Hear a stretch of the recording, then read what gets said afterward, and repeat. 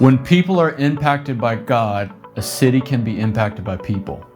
When we started our church, our greatest goal was to keep our finger on the pulse of what God is doing and to answer the call of being a city set on a hill. To us, this means equipping the local church to become sons and daughters who carry the nature of Jesus into every sphere of life.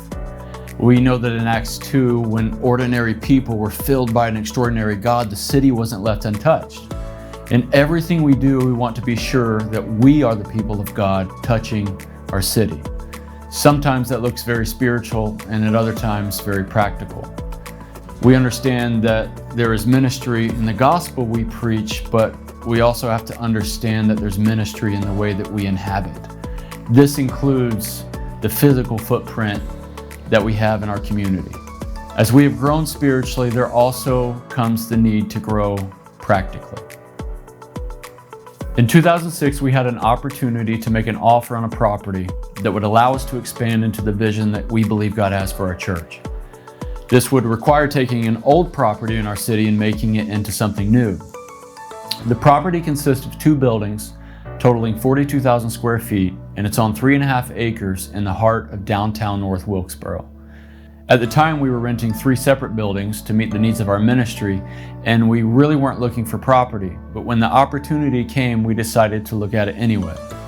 When we first walked into the building, we instantly felt like the Lord was trying to get our attention. After significant prayer and strategizing, we felt like God had opened this door and wanted to author the next part of our journey as a church. Not really knowing how, we decided to move forward in purchasing the property for $250,000. We were blown away by your response as one person after another stood up on a Sunday morning and pledged to give towards a down payment. With that down payment, we were able to own or finance the property for 8 years. We were also able to use one of our new buildings as a rental property, which has covered the majority of our mortgage payment each month. So in perspective, we bought a building that someone else is helping pay for. Since then, a lot has been done. Our goal with the project has been to self-contract and do the majority of the renovation ourselves. Obviously, this is a slower process than going into debt and hiring contractors, but by paying as we go and doing it ourselves, we will save hundreds of thousands of dollars. It has been 5 years and we've made great progress. The COVID pandemic slowed our momentum, but it's time to press forward. So here's where we are. We've split the project into 2 phases, with the first phase completion getting us into the building.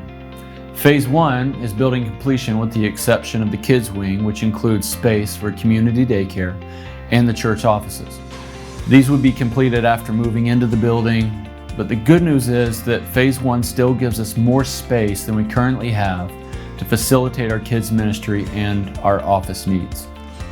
It's been 5 years since we started this journey, which means out of the $250,000 purchase price, we've already paid off over $150,000, and we only have $98,000 to go. In 3 years, we're debt-free on the building. The first couple of years were the prep and planning phase. This involved hiring architects, engineers, and working with the town on how to develop the property. During this time, we also started demolition with our break-it day in November of 2017. Since then, we have nearly completed the framing for Phase 1, which included a complete teardown and rebuild of the front of the building, the framing for the main auditorium, common areas, bathrooms, and also the main entrance and lobby. As many of you know, one of the big costs and challenges of this phase was installing a fire sprinkler system. It took a while, but with patience, we found a company for less than half the price of the quotes that we had gotten previously. The total cost of the system is roughly $55,000, of which we have already paid off $33,500. Because of your donations, to date, we've been able to spend $150,000 on renovations, which means between the renovations and what's been paid off on the building, we are nearly $300,000 into this project. So here's what's next. Our next goal is a few things. Number 1, finish the Phase 1 framing, which will be about $7,000. Also, part of the building needs a new roof, and this will cost about $25,000. We also need to pay the remainder of the sprinkler system, which is about $22,000. and remove and close in the garage doors on the front of the building with concrete block, which will be about $11,000. In total, we need about $65,000 to complete the next phase. After that, we'll begin focusing on the exterior cladding, doors, windows, and start the plumbing and electrical. So the big question is, when will we be in the building? Well, as quickly as the resources come. God's been the author of this journey, and He's faithful to complete what He started. Here's what you can do. You can first pray. It goes a lot further than you think. Secondly, you can give. Obviously, resources are one of the biggest needs right now to get us in the building and serving our community. Last is you can serve. As we turn the corner on this next phase, there's going to be a lot more opportunity for you as the church to come and get hands-on with the construction and make a big difference in the pace of the project.